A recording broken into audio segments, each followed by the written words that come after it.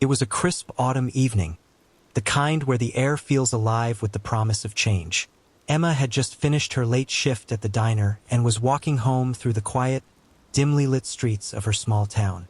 The leaves crunched beneath her feet, creating an eerie rhythm that echoed through the empty streets. She pulled her coat tighter around her as a chill ran down her spine as she turned a corner. She felt it, a presence behind her. Glancing over her shoulder, she saw nothing but shadows. She quickened her pace, but the feeling persisted. The streetlights flickered, casting long, sinister shadows that danced along the pavement. Emma's heart pounded in her chest. She could hear the faintest of footsteps, mirroring her own, growing louder with each step she took. She stopped abruptly, spinning around to confront her pursuer, but the street was empty.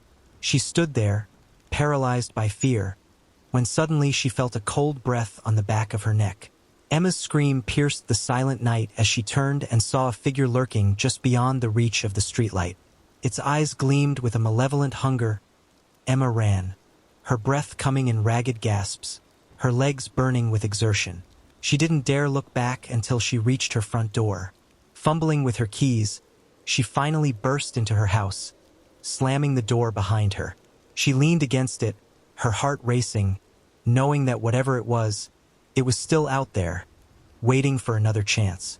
Emma stood in the darkness of her entryway, her chest heaving as she struggled to calm her racing heart. She flipped the deadbolt and chain lock into place, her hands trembling. For a moment, the silence was deafening, her own breath the only sound she could hear. She peered through the peephole, but the street outside appeared deserted. Whatever had followed her was gone. Trying to shake off the terror, she walked into the living room and sank onto the couch, still shivering despite the warmth of her home. She grabbed her phone and texted her best friend. "Kate, I think someone followed me home. I'm really freaked out." The reply was almost immediate. "What? Are you okay? Should I come over?" Emma was about to respond when the lights flickered and went out, plunging her house into darkness. Her phone screen was the only source of light, casting a ghostly glow on her face. Panic welled up inside her again as she looked around, her imagination conjuring all manner of horrors lurking in the shadows. She rose from the couch, her legs weak and unsteady, and made her way to the kitchen to grab a flashlight from the drawer. The beam cut through the darkness, offering a small measure of comfort. She moved cautiously through the house, checking each room, making sure all the windows and doors were securely locked. Her phone buzzed in her pocket. It was Kate again. "I'm on my way. Stay inside and lock everything." Emma felt a wave of relief. She would feel safer once Kate was there. She returned to the living room and huddled on the couch, the flashlight clutched tightly in her hand. Minutes felt like hours as she waited, straining to hear any sign of Kate's arrival. Suddenly, there was a loud bang from upstairs. Emma's heart leapt into her throat. She directed the flashlight beam towards the staircase, the light trembling as much as her hand. The sound had come from her bedroom. She swallowed hard, trying to muster the courage to investigate. She took a few tentative steps towards the stairs when she heard it again. A slow, deliberate thud, as if something heavy had been dropped. Fear rooted her to the spot. She wanted to scream for help, but her voice felt trapped in her throat. Summoning every ounce of bravery, she ascended the stairs, the beam of her flashlight dancing ahead of her. At the top, she paused, listening intently. The sound came again, this time from her closet. She approached the door, her breath hitching with each step. The handle was cold under her fingers as she turned it slowly. The door creaked open, revealing the dark interior. She swept the flashlight across the space, her eyes straining to see. The closet was empty, save for a few hanging clothes and boxes. Emma let out a shaky breath, feeling a momentary surge of relief. She was about to close the door when the beam of her flashlight caught something on the floor. A small, folded piece of paper. With trembling hands, she picked it up and unfolded it. Written in neat, precise handwriting were the words, "I'm inside your house." Emma's blood ran cold. She dropped the paper and backed away, her mind racing. How had someone gotten inside? She had locked everything. The realization struck her like a physical blow. The figure outside had been a distraction. Someone else had been waiting for her to come home, already inside. Just then, her phone buzzed again. It was Kate. Almost there. Hang tight. Emma clutched her phone, her mind a whirlwind of fear and confusion. She needed to get out, but every shadow, every creak of the house felt like a trap. She backed out of the bedroom, her eyes darting around for any sign of movement. The house felt like it was closing in on her, the walls pressing closer with each step.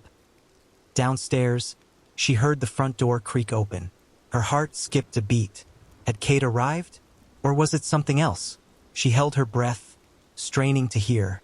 The silence stretched out, heavy and suffocating, and then a voice, soft, almost a whisper, from the darkness downstairs. "Emma, come down. It's safe now." But it wasn't Kate's voice. Emma froze at the top of the stairs, her mind racing. That voice, soft and coaxing, was undeniably not Kate's. Panic surged through her veins as she realized she was trapped between an unknown intruder downstairs and the possibility of another hiding within the house. She clutched her phone, her fingers trembling as she texted Kate one last desperate message. "Not safe. Someone inside. Call the police." The reply was instant. "On it. Stay hidden." Emma knew she had to find a place to hide, somewhere the intruder wouldn't think to look. Her eyes darted around the hallway, finally settling on the attic hatch in the ceiling. She grabbed a nearby chair and quietly positioned it under the hatch, climbing up and pushing the panel aside. She hoisted herself into the dark, musty space, pulling the panel closed behind her. The attic was stifling and dark, but it offered the concealment she desperately needed. She crouched in the farthest corner, wrapping her arms around her knees, and tried to calm her breathing. Every sound seemed amplified in the silence. The creak of the house, the distant hum of traffic outside, and the pounding of her own heart. Minutes dragged on like hours. She strained to hear any sign of the intruder, but the house had gone eerily quiet. The silence was more unnerving than the noise. It felt like the calm before a storm. She checked her phone again. No messages from Kate yet. Suddenly, she heard footsteps below, slow and deliberate. They moved through the house, pausing as if the intruder was listening, sensing her presence. The footsteps grew louder as they approached the attic hatch. Emma's heart nearly stopped when she heard the faint creak of the chair being moved, followed by a soft, dragging sound. The hatch door rattled, and Emma held her breath. The panel slid open slightly, allowing a sliver of light to penetrate the darkness. She saw a hand grip the edge of the panel, and for a moment, she was sure she was about to be discovered. The hand hesitated, then withdrew, and the panel slid back into place. The footsteps retreated, and Emma allowed herself a shallow breath. Her phone buzzed. It was Kate. "Police on the way. Hang in there." The relief was overwhelming, but Emma knew she wasn't safe yet. She stayed perfectly still, listening as the minutes ticked by. Eventually, she heard the faint wail of sirens approaching. The sound grew louder, a beacon of hope piercing the night. There was a sudden commotion downstairs, voices shouting, the sound of a struggle. Emma stayed hidden, her fear slowly giving way to relief as the noise indicated the police had arrived. After what felt like an eternity, there was a knock on the attic hatch, followed by a calm, authoritative voice. "Emma, this is Officer Daniels. You're safe now. You can come down." Emma hesitated, then slowly pushed the panel aside. She climbed down to find two police officers waiting for her, their expressions a mixture of concern and relief. They escorted her downstairs, where she saw the intruder being led away in handcuffs. He was an average-looking man, nondescript in every way, which somehow made him even more terrifying.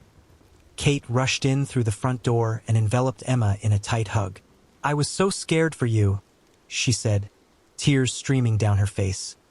Emma clung to her friend, her own tears finally falling. "I don't know how he got in," she whispered, her voice shaking. Officer Daniels approached them. "He's been targeting women in the area, finding ways to sneak into their homes and terrorize them.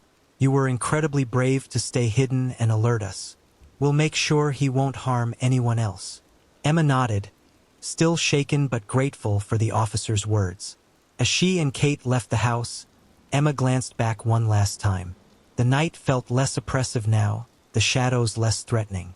But she knew it would be a long time before she felt truly safe again as they walked away. Emma resolved to never walk home alone again, to never let her guard down. The memory of those eyes in the dark and the cold breath on her neck would haunt her, but she was determined to reclaim her sense of security, no matter how long it took. Mark hated working late, but tonight was unavoidable. By the time he left the office, the streets were deserted. His car was in the shop, so he had no choice but to walk the 2 miles home along the old highway. The road was lined with dense woods on either side, and the only light came from the occasional, dim street lamp that as he walked.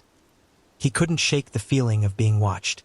The trees seemed to close in around him, their branches like skeletal fingers reaching out.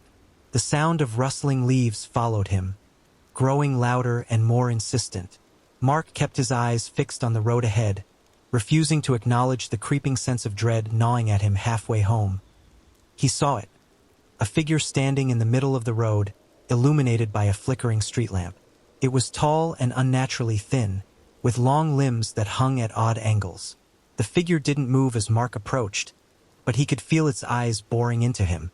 He tried to walk past it, his heart pounding in his chest, but the figure's head snapped around to follow his movements.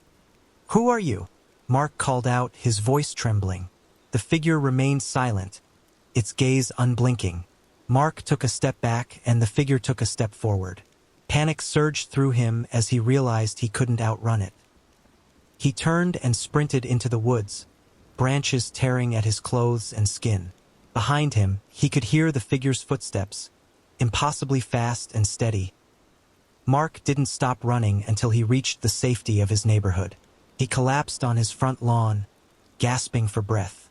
When he finally looked back, the road was empty, but he knew, deep down, that the figure was still out there, waiting for him to make the mistake of walking the old highway alone again.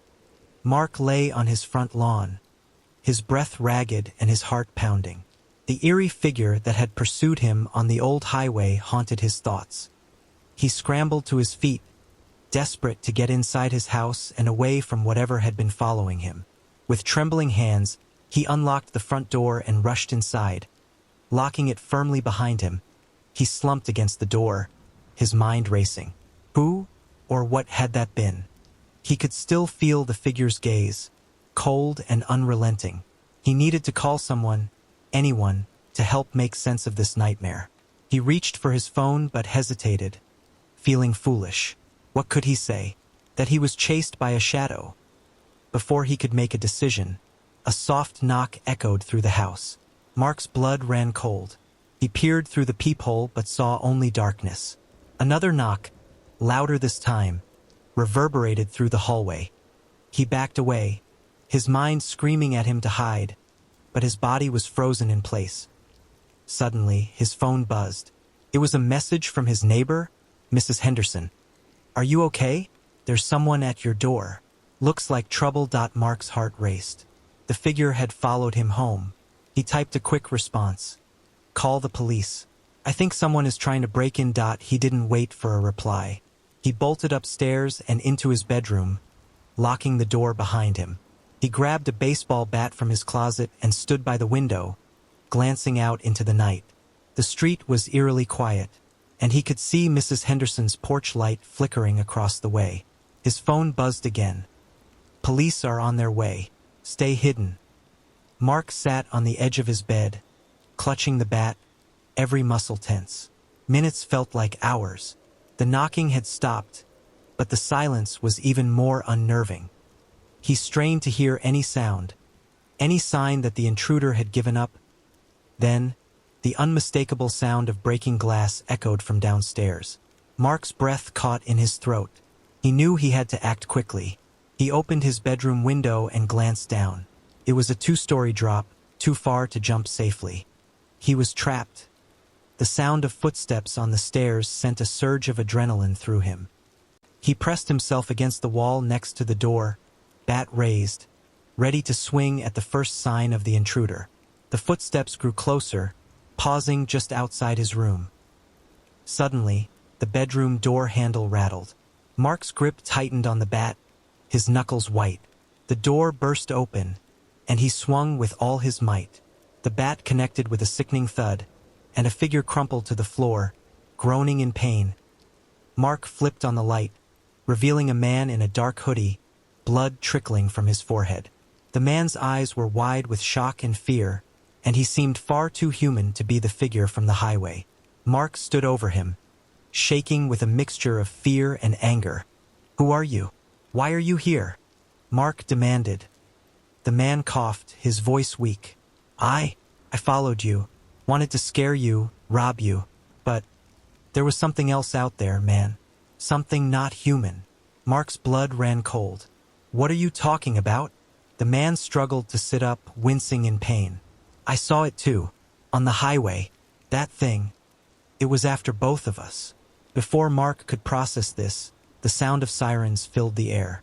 Flashing blue and red lights illuminated the room as the police arrived. Moments later, officers burst into the house, guns drawn. They quickly apprehended the intruder, who offered no resistance. Mark explained everything to the officers, from the eerie figure on the highway to the break-in. The police were skeptical but took his statement seriously. As they led the intruder away, one of the officers pulled Mark aside. "We'll investigate this, but I suggest you stay with someone tonight. We'll patrol the area to make sure it's safe." Mark nodded, still shaken. He knew sleep would be impossible. He grabbed a few essentials and headed to Mrs. Henderson's house, where she welcomed him with concern and sympathy as he lay on her couch. Mark's mind raced. The intruder's words haunted him. Whatever had stalked him on the old highway was still out there, lurking in the shadows. He vowed never to walk that road alone again, and to always stay vigilant. The figure from the highway remained a mystery, a dark presence that would forever haunt his thoughts. Even in the safety of his neighbor's home, Mark couldn't shake the feeling that he was still being watched, that the malevolent force was waiting for another chance to strike. Jenna was always cautious, but tonight, she had lingered too long at her friend's party. The streets were dark and deserted as she made her way home. She decided to take a shortcut through the old neighborhood, where the houses stood abandoned and decaying. It was a decision she would soon regret as she walked past the crumbling facades. She heard whispers, soft and indistinct, carried on the wind. She told herself it was just the breeze, but the whispers grew louder, more insistent. They seemed to be coming from the old Henderson house, a place shrouded in local legends of hauntings and disappearances. Curiosity got the better of her, and Jenna found herself drawn to the house. The front door hung ajar, and she could see the faint glow of a candle inside. She stepped onto the creaking porch, her heart hammering in her chest. "Hello?" she called out, her voice trembling. The whispers stopped abruptly, replaced by an oppressive silence. Jenna stepped inside, the air thick with dust and the scent of decay. The candle flickered, casting eerie shadows on the walls. She moved deeper into the house, her footsteps echoing in the emptiness and the living room. She saw them, figures shrouded in darkness, their eyes glowing with an unnatural light. They stood motionless, watching her with a predatory intensity. The whispers started again, louder this time, filling her mind with a cacophony of voices. She turned to flee, but the door slammed shut, trapping her inside. Jenna backed away, her eyes darting around the room for an escape. The figures advanced, their whispers rising to a deafening roar. Just as she felt their cold hands reach for her, the candle extinguished, plunging her into darkness. The next morning, the Henderson house stood silent and empty, as it always had. No one knew what had happened to Jenna, but some say, if you listen closely, you can still hear her screams mingling with the whispers in the wind. Jenna's scream was swallowed by the oppressive darkness as the candle extinguished, plunging her into a black void. She stumbled backward, her breath coming in short, panicked gasps. The figure's whispers grew louder, swirling around her like a storm, their words incomprehensible but filled with malevolence. She fumbled for her phone. the small screen lighting up just enough to provide a sliver of comfort. She dialed 911, her voice trembling as she tried to explain her situation to the operator. "I'm in the old Henderson house. Something is here. Please, send help." "Stay calm, ma'am.